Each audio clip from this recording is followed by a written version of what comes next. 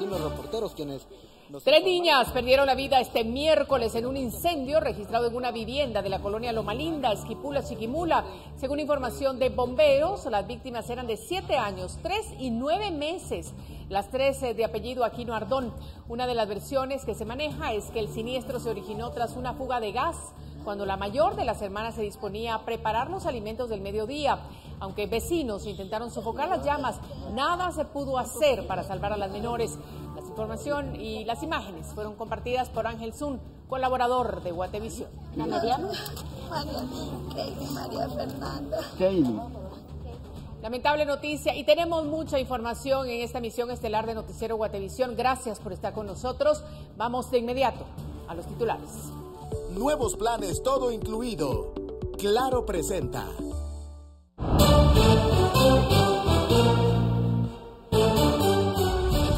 Seis reos son decapitados durante enfrentamiento en la cárcel de Cantel, Quetzaltenango. El motín inició minutos después que finalizaran las visitas.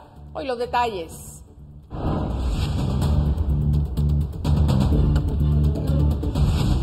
Expresidente Otto Pérez Molina se libra de otro caso de corrupción luego de que la Sala Primera de Mayor Riesgo confirmara resolución donde se le desvincula del caso Red de Poder.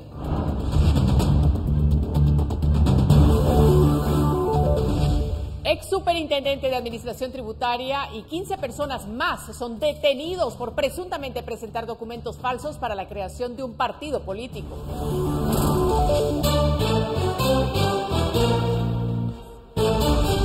Vicepresidenta estadounidense Kamala Harris se reúne con exfuncionaria de justicia guatemalteca como parte de su misión en la lucha contra la corrupción y frenar la migración.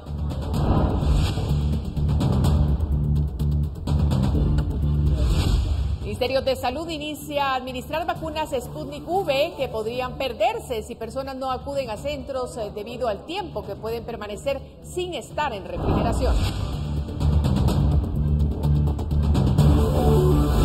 El gobierno de los Estados Unidos señala que le dará un lugar prioritario a América Latina en la distribución de las 80 millones de vacunas contra el COVID-19. Nuevos planes, todo incluido. Claro presentó.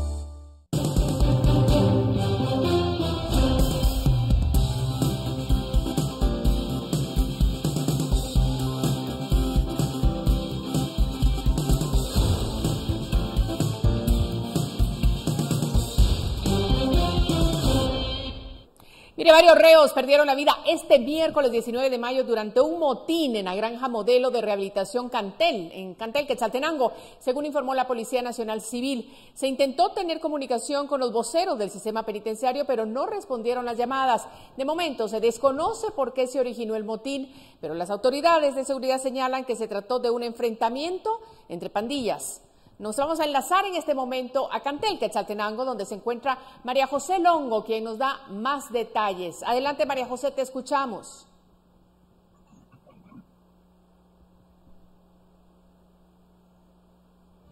Adelante.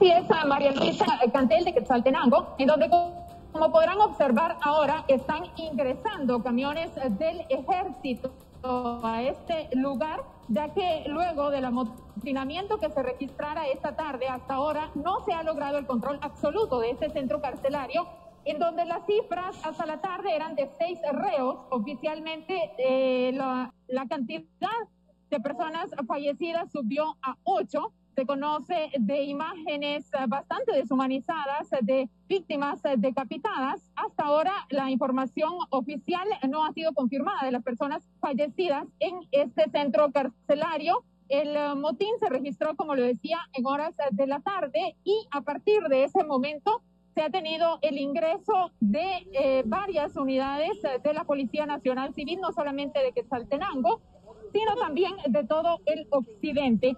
Además, también han ingresado elementos del Ejército, así como de la Procuraduría de Derechos Humanos y también de la Comisión contra la Tortura, de la Oficina Nacional contra la Tortura, que han ingresado a este centro carcelario. No sé si tienes alguna pregunta, María Luisa.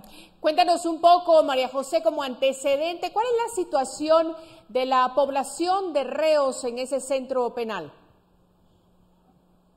Gracias, María Luisa. La situación es bastante complicada, ya que actualmente hay 2.252 reclusos en este centro carcelario, que de acuerdo con la Oficina Nacional de la Tortura está un 400% superada la capacidad para la que fue creada esta cárcel, y de acuerdo con la Procuraduría de Derechos Humanos, la sobrepoblación de reclusos es del 200%. Esta no es la primera vez que se registra un hecho violento en la Granja Penal Cantel, aunque sí ha sido el hecho más fuerte hasta ahora, pero también en años anteriores se han registrado amotinamientos y también con personas fallecidas. Este es el informe. Hasta ahora estaremos pendientes para poder darles a conocer mañana los resultados del Ministerio Público, ya que también han ingresado 3 unidades del Ministerio Público a este lugar. Te invitamos a estar pendiente de las emisiones del Noticiero Guatevisión de mañana para poderle actualizar sobre la información de lo que sucede en la Granja Penal Cantel. Para Noticiero Guatevisión, María Longo. Gracias, María José, gracias por estar ahí, por trasladarnos la información en vivo y en directo de lo que sucede a esta hora después de este motín, donde, bueno, resultan reos muertos, desafortunadamente. Nosotros vamos ahora a cambiar el tema y vamos a hablar del expresidente Otto Pérez Molina, que se ha librado de un caso de corrupción, luego de que la Sala Primera de Mayor Riesgo confirmara la falta de mérito que dictó la jueza de mayor riesgo D, Erika Ifán. Otto Pérez Molina se libra de otro caso de corrupción luego que la Sala Primera de Mayor Riesgo confirmara la resolución de la jueza de mayor riesgo D, Erika Ifán, quien le dictó falta de mérito en el caso Red de Poder, Corrupción y Lavado de Dinero. El 25 de enero de 2020, la jueza Ifán dictó falta de mérito para el expresidente. En esa audiencia, las pericias presentadas por la Fiscalía Especial contra la Impunidad no fueron suficientes para que el exmandatario enfrentara otro proceso judicial, según ese fallo de la jueza. En esa ocasión también se le dictó falta de mérito a Juan de Dios Rodríguez, expresidente del Instituto Guatemalteco de Seguridad Social. La Fiscalía presentó nuevos elementos para ligar a proceso a Pérez Molina, pero la Sala no lo consideró convincente para ordenar procesarlo. Asimismo, la FESI informó que analiza la manera de volver a citar al expresidente por este caso.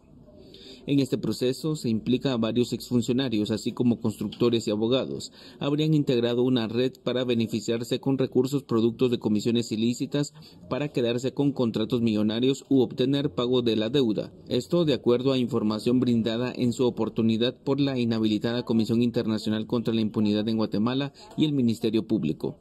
Esa red tenía por objetivo apoderarse del Estado y sus distintas instituciones con el fin de obtener y controlar el poder, extraer recursos a través de los particulares que mantienen contratos o vínculos con el Estado y enriquecerse ilícitamente asegurando su impunidad y la de los demás partícipes. Reportó Edwin Pitán. En otro tema, capturan al ex superintendente de Administración Tributaria, Juan Francisco Solórzano Fopa, quien en los últimos años fue activo en la política partidaria y es señalado de presentar documentos de una supuesta asamblea que se realizó en el 2020 en un residencial, pero hay documentos falsos, según el Tribunal Supremo Electoral. En el Boulevard Liberación, zona 13 de la ciudad de Guatemala, fue detenido el ex superintendente de Administración Tributaria Juan Francisco Solórzano Fopa, señalado de irregularidades en actas de constitución de la creación de un partido político. Solórzano Fopa cuestionó a agentes de la Policía Nacional Civil por el uso de vehículos con placas ocultas. ¿Y cuál es el motivo? O sea, ¿qué hice mal? ¿Por qué me está deteniendo? ¿Cuál es el problema? Pues mire, solo estamos corroborando sentencias. ¿En dónde? ¿Y por qué? ¿Qué puesto de registro? Eso es un vehículo para hacer un puesto en registro. Pero no es necesario que tengamos puesto por en registro. Por supuesto, si es necesario porque tengan puesto en registro para poder meter. El exfuncionario, luego de ser detenido en zona 13, fue consignado a Torre de Tribunales. Allí fue fichado junto a Aníbal Antonio Argüello Mayén, ex analista de la inhabilitada Comisión Internacional contra la Impunidad en Guatemala. También fue detenido Roberto Cáceres Estrada.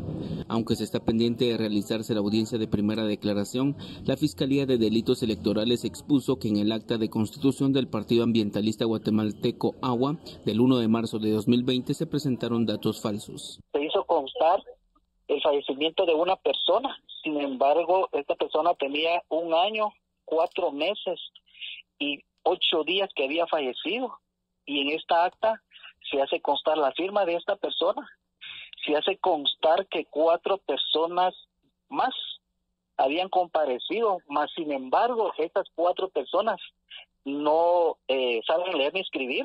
Me enseñaron los documentos, verificamos que en efecto esa persona sí aparecía fallecida en el RENAP. Vimos esta situación, nosotros explicamos cómo fue la dinámica de estas actividades, ¿verdad?, políticas que se hacen, y creemos, y la verdad yo ignoro en ese momento, en lo personal, yo no estaba a cargo de la actividad, ¿verdad?, pero sí lo puedo decir y participé y no tengo ningún problema en decirlo.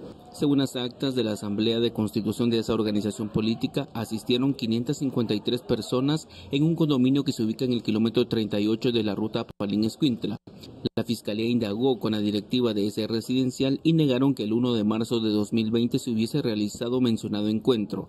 El Tribunal Supremo Electoral fue quien denunció los datos falsos de las actas por las inconsistencias citadas y los fiscales creen que se presentó una asamblea falsa. Con imágenes de Carlos Hernández, reportó Edwin Pitán. Y otras cosas, Kamala Harris se reunió con exfuncionarios de justicia de Guatemala y señaló que defiende firmemente la independencia judicial. Las exfuncionarias que conversaron este miércoles con la vicepresidenta de Estados Unidos son Telma Aldana, Claudia Paz, Gloria Porras y Claudia Escobar. La vicepresidenta de Estados Unidos, Kamala Harris, se reunió este miércoles con las exjefas del Ministerio Público, Claudia Paz y Telma Aldana, y también exmagistradas de Cortes Nacionales. En una mesa también coincidieron otros funcionarios del gobierno estadounidense. Asimismo, participó Gloria Porras, exmagistrada de la Corte de Constitucionalidad del periodo 2016-2021, y cuyo nombramiento para el siguiente periodo de esa Corte está pendiente de resolverse por recursos legales interpuestos, y desde que perdió la inmunidad salió de Guatemala. En la reunión también estuvo la exmagistrada de las Cortes de Apelaciones, Claudia Escobar. Harris se reunió con estas guatemaltecas en preparación de la visita que hará a comienzos de junio en Guatemala y como parte de su misión de apoyar la lucha contra la corrupción en Centroamérica para frenar la inmigración irregular. Las injusticias es una de las causas principales de la migración, recordó la vicepresidenta estadounidense.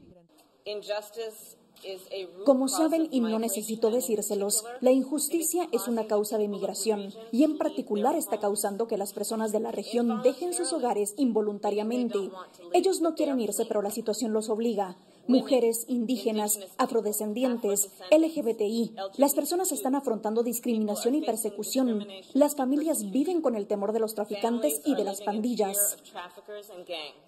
Harris, quien antes de asumir la vicepresidencia fue senadora y previamente fiscal del estado de California, subrayó que la corrupción impide que la gente obtenga los servicios básicos a los que debería de tener derecho y además desincentiva la inversión en la región. La vicepresidenta también señaló que la corrupción también disuade la inversión financiera y económica en los países, un factor de disuasión importante. La reunión de Harris con las exfiscales nacionales y exmagistradas de corte se da justo cuando Estados Unidos ha propuesto una estrategia de lucha contra la corrupción en Centroamérica, reportó Edwin Pitán.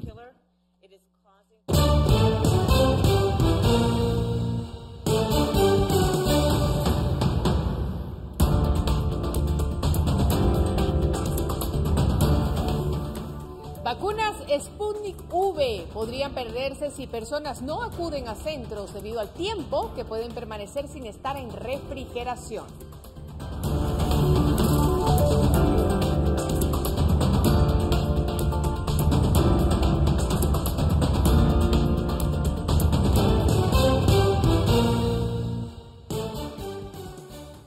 Electroral, el único suero sin preservantes, presenta. Para continuar con el plan de inmunización contra el coronavirus, el Ministerio de Salud inició a administrar esta semana la vacuna Sputnik V, que presenta características distintas a las de AstraZeneca. Los únicos puestos de inmunización que administran la vacuna de Sputnik V están en la ciudad capital. Estos son el de la Universidad Rafael Andívar y el del Centro Universitario Metropolitano de la USAC, que es justo este mismo lugar. Pero ¿cuáles son las diferencias entre Sputnik V y las dosis de AstraZeneca? Lo primero sería la conservación de que esta es una vacuna que se tiene que manejar a un promedio de menos 18 grados centígrados. Tenemos congelador especial para guardarla. Lleva aproximadamente un promedio de 10 a 15 minutos, como decía, para poder descongelarse, y después de eso se tiene que administrar entre las primeras 2 horas después de que se descongeló. ¿Y si no se administra en esas 2 horas? Se pierde, sí. Para administrar esta vacuna, Palomino Palomino reconoce que es necesario hacer un cálculo preciso de cuántas personas acudirán al centro. Solo así se puede descongelar la misma cantidad de dosis sin que se pierdan a las 2 horas. A criterio de la defensora de salud del PDH, este es un gran reto para el Ministerio de Salud, que reportó fallas en la administración de la misma vacuna durante una prueba piloto llevada a cabo el lunes en la Universidad de Rafael Andívar. En algunas ocasiones, el personal tardó hasta 45 minutos en descongelar las dosis. Y estas son, como le digo, son situaciones que se esperan, ¿verdad? Son situaciones esperadas y que se debieron de haber tomado en consideración previo a tener esta cantidad, haber comprado esta cantidad de vacunas, pero como aquí hacemos las cosas a la inversa. Solo los puestos del CUM y la Landívar aplican el inmunizador ruso porque son los únicos que tienen refrigeradores con la temperatura requerida. Con imágenes de Elmer Vargas, reportó para Noticiero Guatevisión, Carlos Kestler. Pero ¿cómo funciona exactamente la cadena de frío de la vacuna Sputnik V para que el personal de salud la pueda administrar en los centros de inmunización? En esta nota se lo resumimos. En Guatemala, el acceso a los refrigeradores de los puestos de vacunación es restringido. Este es uno de un laboratorio ruso. Una dosis de la vacuna Sputnik V necesita ser almacenada en un congelador que pueda marcar 18 grados Celsius bajo cero. Se trata de una temperatura más baja a la de la vacuna AstraZeneca, que requiere de 2 a 8 grados por encima de cero. Luego de extraer la dosis del congelador, el trabajador de salud debe esperar de 10 a 15 minutos en la temperatura ambiente antes de administrar la vacuna. Después, se pasa a los termos de almacenaje. Se puede romper la ampolla o perforar el frasco en donde se guarda la vacuna para llenar la jeringa. Una vez completado este proceso, el trabajador de salud puede administrar la dosis a la persona. La recomendación del gobierno ruso es que el personal médico no debe dejar pasar más de 2 horas para usar la vacuna luego de su descongelación. Si se rebasa ese tiempo, el inmunizador perderá sus efectos y no podrá ser utilizado. Con imágenes de Elmer Vargas, se reportó para Noticiero Guatevisión, Carlos Kestler. Electroral, el único suero sin preservantes, presentó. Pero la familia sabe cómo fue o si es cierto, ¿no? Pero los rumores hay. Rumores ahorita. En esta misma esquina es donde una camioneta sin matrículas y de la que descendieron 3 personas que todavía no han sido identificadas se llevó a ese chico de 11 años que fue raptado. El trabajo mío es la recuperación de información, pero al momento que ellos me la envíen, ¿verdad? Yo información no he tenido al respecto, ¿ah?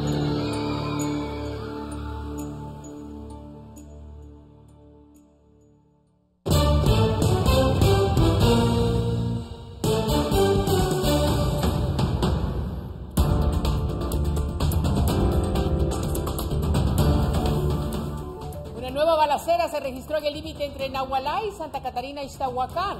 En instante, los detalles.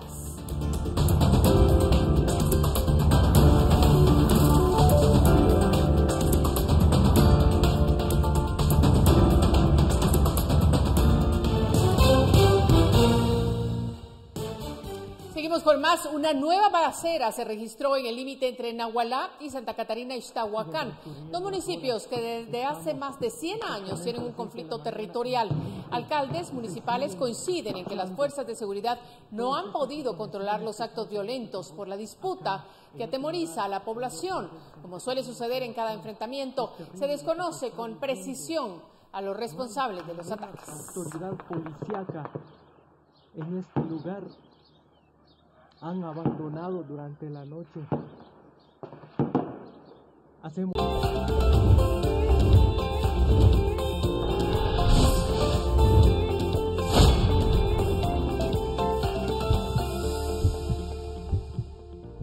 Cambiamos el tono de la información porque Clara Alicia Sensipac ha participado en obras de teatro que fomentan la convivencia con la naturaleza, los valores, la tradición oral, entre otros aspectos culturales.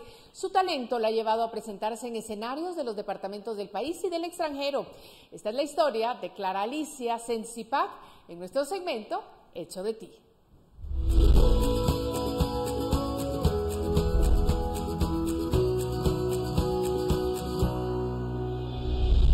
Clara Alicia Sensipac es una guatemalteca maya cachiquel, quien descubrió su pasión por el teatro en el año 2010, luego de haber sufrido una tragedia familiar. Yo me vi muy afectada a nivel físico, emocional y espiritual, y era necesario retomar mi vida de algún modo, y es ahí donde doy mis primeros pasos en el arte, y es ahí también donde se conforma la colectiva de mujeres mayas Axchohuén. Alicia se ha presentado en varias obras de teatro, entre las que podemos mencionar Ixmucané, Ixquí, Ximonik y el monólogo Ruby Ixquín. Alicia también ha enfrentado muchos desafíos desde el inicio de su carrera. El hecho de ser mujer, ya que socialmente te han impuesto tus roles. El segundo es el hecho de ser indígena, ya que a nivel histórico y actual también hemos sufrido de discriminación y racismo. Y el tercero es el escaso apoyo que se le da al arte acá en Guatemala.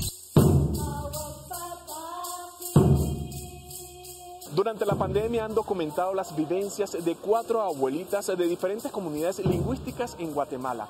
El resultado, la producción y montaje de 4 monólogos. Llevamos la voz de ellas a escena para realizar 4 monólogos en la cual abordamos 3 aspectos muy importantes que son la espiritualidad, la medicina ancestral y la sanación, y ante todo de cómo reivindicar esos conocimientos ancestrales.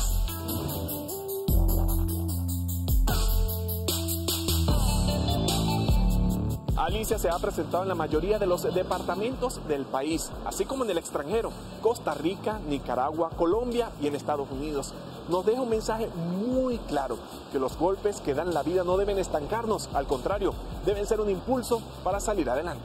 Hemos perdido a nuestros seres queridos, también ha habido una pérdida económica bastante grande, pero eso no significa quedarnos estancados ahí, sino al contrario, hay que seguir adelante, hay que seguir soñando, hay que seguir caminando y dejar huella en este camino de la existencia.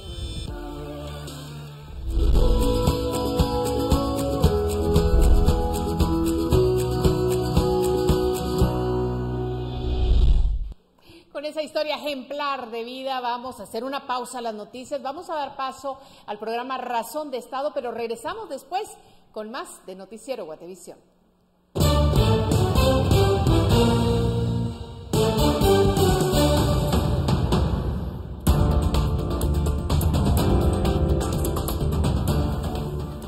Cuando regresemos, ministra también reconoció que la falta de una campaña en idiomas indígenas es uno de los factores que provocan que varios adultos no acudan a vacunarse. A las 10:30, regresamos.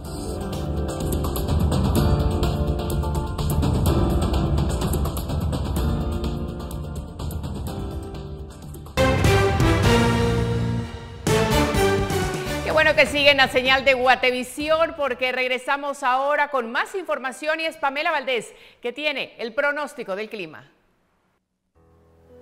Muy buenas noches, María Luisa, qué gusto saludarte a ti y a toda nuestra audiencia. Es momento de compartirles el pronóstico del clima de mañana para que ustedes en casa lo puedan tomar en consideración.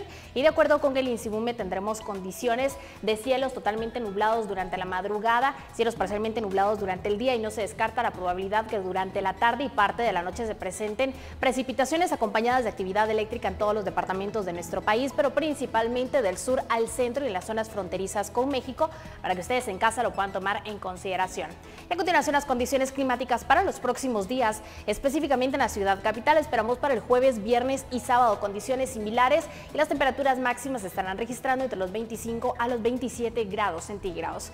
Por último, les compartimos la salida del sol y como pueden observar en pantalla, los primeros rayos los podremos apreciar a las 5:33 minutos de la mañana y se ocultará a las 6:24 minutos de la tarde. Hasta aquí yo con la información del clima. Que tengan una excelente noche. Bueno, y continuamos con más porque la ministra de Salud, Amelia Flores, acudió esta mañana al Congreso de la República para actualizar sobre el proceso de vacunación a nivel nacional y la compra de más inmunizadores contra el coronavirus. En la citación, la ministra de Salud, Amelia Flores, admitió que su cartera aún no ejecuta una campaña para invitar a las personas indígenas de todo el país a inmunizarse contra el coronavirus. Esta fue la explicación que le dio a los parlamentarios de la bancada WINAC. Está totalmente diseñado, solo el proceso está para poder ser aprobado, pero estamos haciendo un ajuste en cuanto a que estos sean más fáciles de ser aprobados sin incurrir en fraccionamiento o una serie de procesos que se pueden llevar en un evento de esta naturaleza. En la reunión, la ministra también reconoció que la falta de esta campaña es uno de los factores que provocan que varios adultos de 70 años o más no busquen vacunarse. Esto atrasa el proceso de inmunización y aumenta el riesgo de que las dosis de AstraZeneca que arribaron al país el 29 de abril y vencen en junio expiren antes de aplicarse. Nos hace falta muchísimo, y ustedes tienen razón en el tema de comunicación, crear la credibilidad de la vacuna y la importancia de la vacuna en estas poblaciones. Ayer el director de área de Cobán traía un estudio que le ayudaron a hacer un grupo académico de allá, en donde más del 45% de la población no quiere vacunarse. Entonces, por diferentes razones.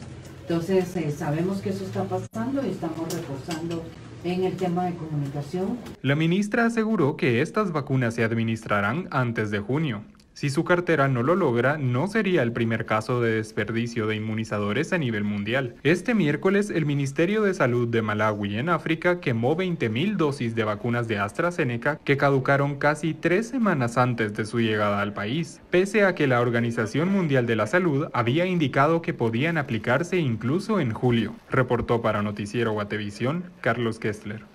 CFS, Corredores de Seguros. 17 años contigo asegurándote. Cotiza tu seguro con nosotros al teléfono 2387-9999. Presenta.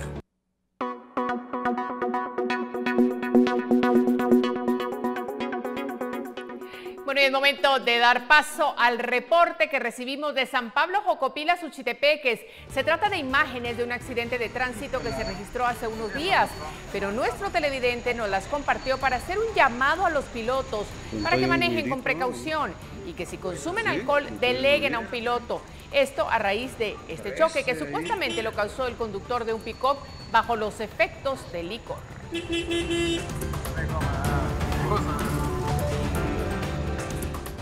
Y damos paso al reporte que nos compartieron desde Flores, Costa Cuca, Quetzaltenango. Se trata de la fotografía que muestra el agua turbia que reciben en el servicio de agua entubada en ese municipio. Nuestra televidente lamenta que las autoridades de la comuna no se esmeren en garantizar la calidad del agua, tomando en cuenta que estamos en tiempos de pandemia.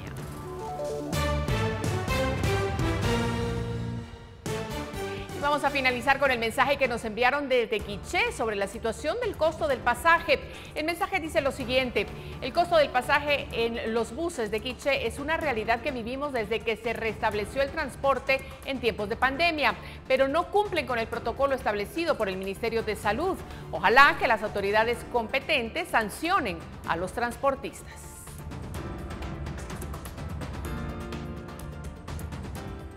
Dale tranquilidad a tu familia al estar asegurado. Asegura tu vehículo, tu casa o empresa. Pide tu cotización al teléfono 2387-9999. Presentó. Y tenemos más noticias. Silvia Patricia Valdés y Manuel Duarte tienen vía libre para conocer solicitud de retiro de inmunidad planteada por Minor Moto contra la jueza de mayor riesgo D, Erika Ifán.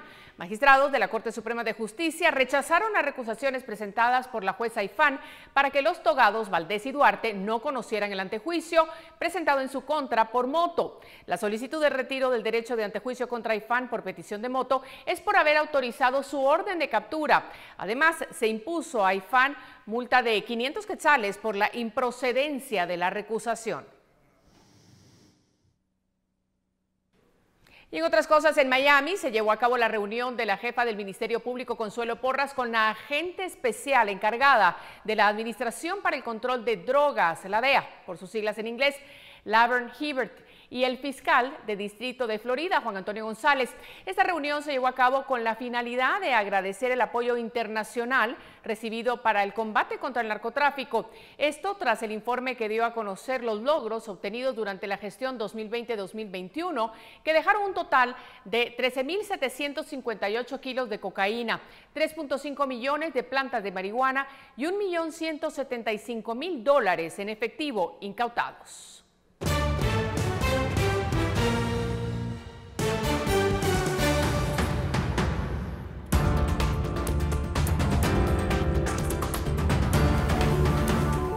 gobierno de los Estados Unidos señala que le dará un lugar prioritario a América Latina en la distribución de las 80 millones de vacunas contra el COVID-19.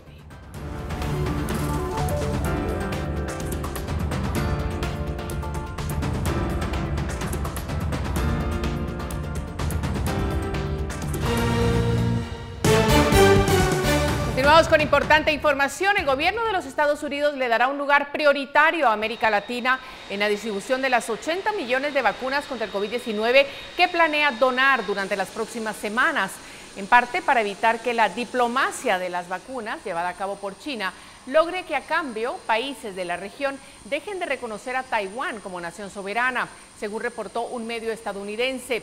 La intención fue confirmada por un alto funcionario de la administración de Joe Biden y llega luego de que Honduras reconociera la posibilidad de cortar lazos con Taipei para acceder a inoculantes producidos por el gigante asiático.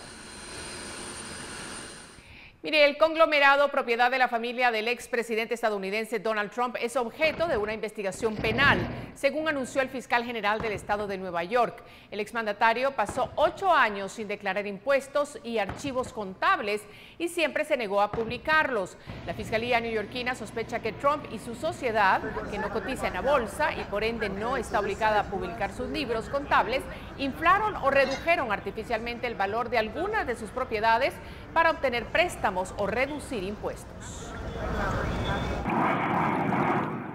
Y estudiantes, trabajadores, comunidades indígenas y organizaciones sociales se sumaron este miércoles al Gran Paro Nacional en las principales ciudades de Colombia.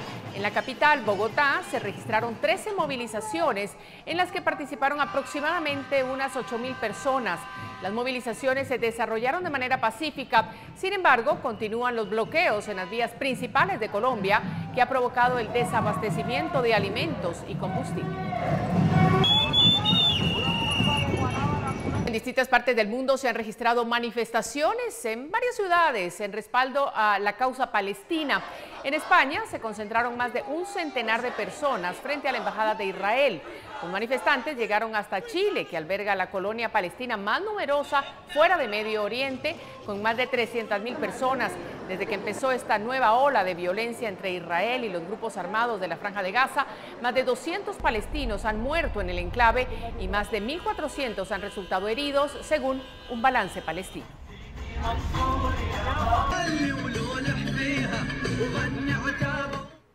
Y profundicemos en los problemas del mundo. La natalidad en Europa se vuelve uno de los asuntos más importantes. En el siguiente reportaje veremos cómo menos niños reducen las posibilidades de una mejora económica en estos países. Otto Ángel nos amplía. Buenas noches, Otto.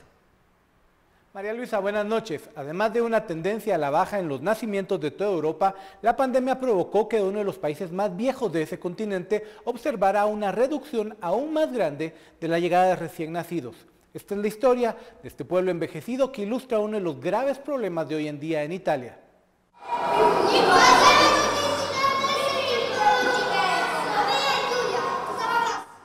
Los patios de las escuelas lucen casi vacíos.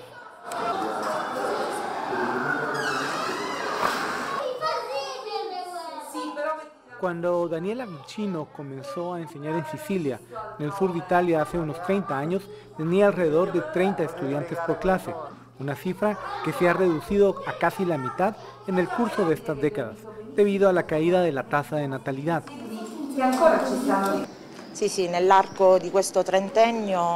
En estos últimos 30 años me he dado cuenta de un descenso en las inscripciones y se ha acentuado en los últimos 10 años, así que fuimos de 28 o 29 alumnos a un promedio actual de 18 a 20 y en algunos casos de 15 a 16.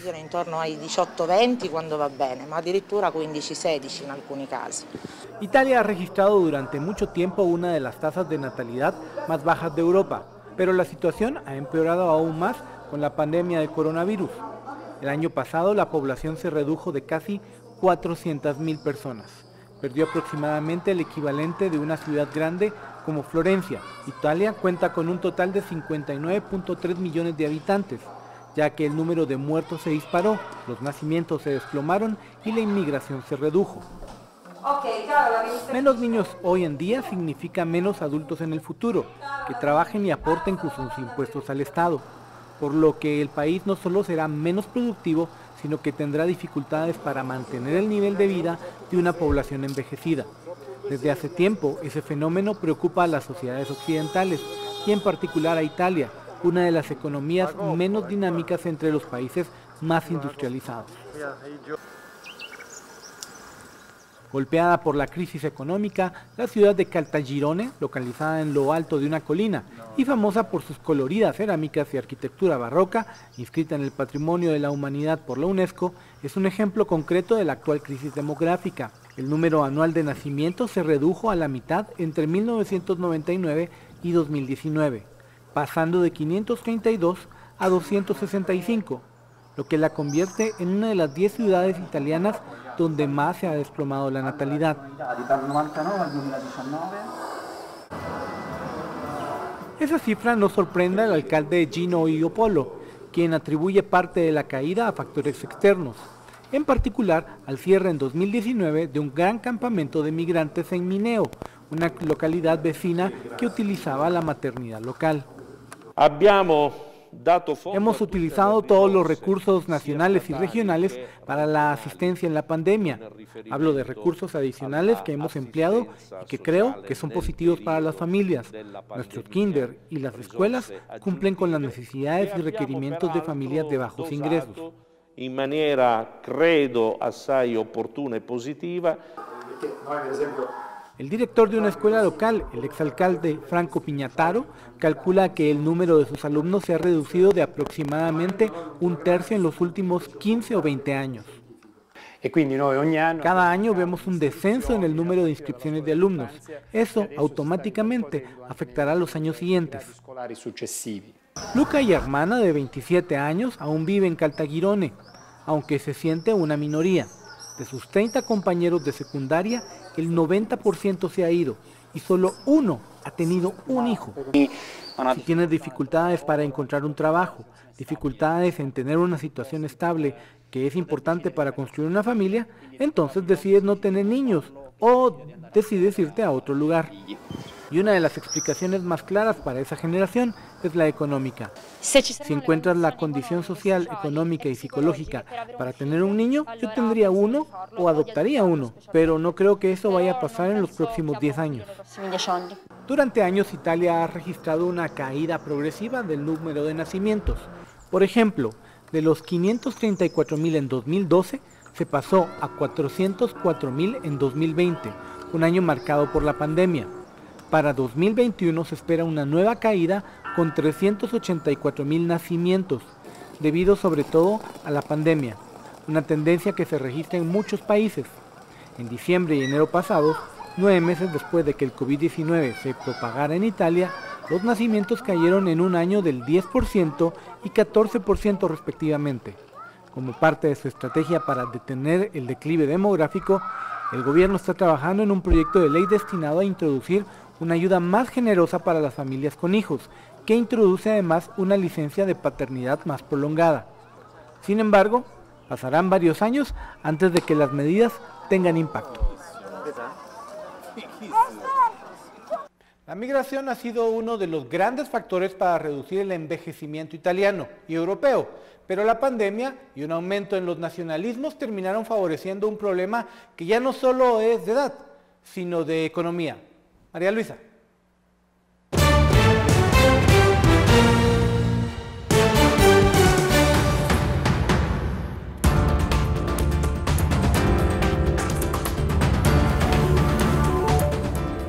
Cámaras de comercio americana en Centroamérica se unieron para enviar solicitudes al gobierno de Estados Unidos para que considere envío de vacunas. Entérese.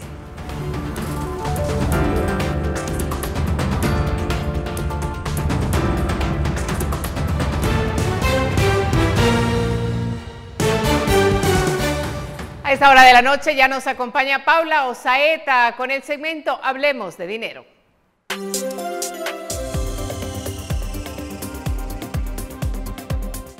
¿Cómo están? Buenas noches. Las cámaras de comercio americanas en Centroamérica se unieron para enviar solicitudes al gobierno de Estados Unidos para que consideren a Guatemala, Honduras, El Salvador, Nicaragua y Costa Rica como destinos para recibir las donaciones de vacunas contra COVID-19 que el presidente Joe Biden anunció hace unos días. Entre los beneficios que las cámaras consideran que traería esto está alcanzar la inmunidad de rebaño y normalizar las operaciones de las empresas que operan en la región para así promover el crecimiento económico y la generación de empleo. Agregan que el éxito de la vacunación tan rápida en Estados Unidos ha sido la colaboración entre diferentes sectores y mencionan que como representantes del sector privado en Centroamérica ponen a disposición sus capacidades y así ser parte de la solución de la crisis humanitaria mediante la vacunación en el menor tiempo posible. Para AmCham Guatemala es muy importante habernos sumado ahora a este requerimiento que hemos hecho con todas las AmCham de Centroamérica a la administración Biden-Harris para que proporcionen de esas 80 millones de vacunas que han anunciado a nivel internacional hacia los países de Centroamérica. Porque ninguna nación va a poder lograr prosperidad hasta que no logre controlar esta pandemia, hasta que no haya salud para toda la población. Es una responsabilidad compartida entre la región y Estados Unidos. Creemos que en este momento que Estados Unidos está priorizando la relación con los países de Centroamérica, ante la visita de la vicepresidenta Harris que se va a dar el próximo 7 de junio, creemos que era muy importante hacer este requerimiento para que esas vacunas puedan ser designadas para Guatemala lo antes posible. Y en otros temas, hace 2 semanas el Congreso de la República aprobó la iniciativa de ley para la simplificación de requisitos y trámites administrativos. Es por eso que Fundesa realizó un foro para hablar sobre la ley, sus beneficios y lo que falta por hacer. Según datos del Banco Interamericano de Desarrollo, Guatemala es el país con más trámites administrativos, sumando un aproximado de 5,000, y de estos, el 37% necesitan más de 3 interacciones. Lo que se espera con la ley para la simplificación de requisitos y trámites administrativos es que los procesos sean más ágiles, rápidos y transparentes.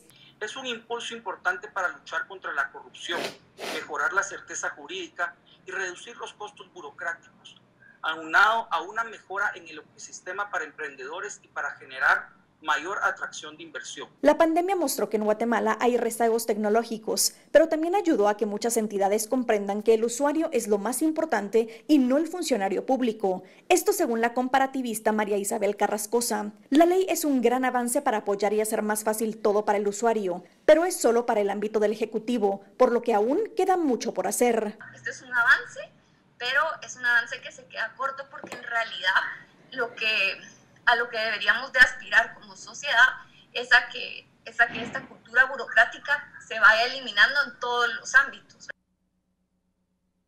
Si yo me pongo con la Comisión de Economía y Comercio Exterior a que fuera el ámbito del Estado completo, incluyendo municipalidades, incluyendo instituciones descentralizadas, no tendríamos ley en este momento.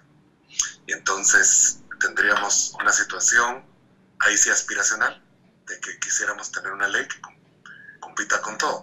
Con esta ley se van a reducir tiempos y se agregarán medios electrónicos. No se necesitará la legislación de un notario para firmas y se eliminarán las declaraciones juradas. Para las entidades que no cumplan se tendrán sanciones como amonestaciones verbales, escritas y suspensiones de labores.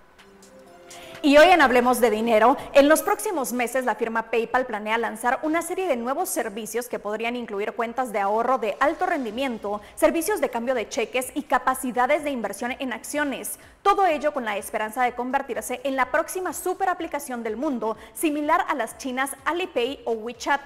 Si PayPal lo logra, la compañía podría convertirse en una parte importante de la vida de los consumidores estadounidenses, superando a Amazon, Google o Facebook. Sin embargo, en Estados Unidos muchos gigantes bancarios han intentado hacerlo y no lo han logrado.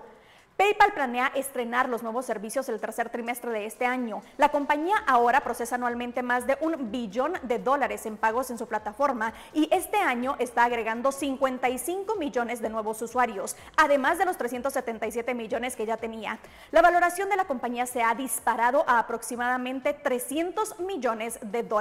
Interesante, ya le contaremos si PayPal logra alcanzar su objetivo. Mientras tanto, regreso con María Luisa que tiene más noticias. Buenas noches. Bueno, si nos unimos a ese deseo de las mejores de las noches para usted este día. Gracias por sintonizar. Mañana regresamos con más y lo dejamos ahora con estas imágenes de estas tortugas marinas rescatadas en un santuario que no pudieron controlar su emoción cuando se dieron cuenta de que era hora de alimentarse. Estas tortugas se encuentran bajo el cuidado de una organización sin fines de lucro que se dedica a la conservación de estos reptiles, y esto sucede en Brasil. Así nos despedimos. Gracias por su atención.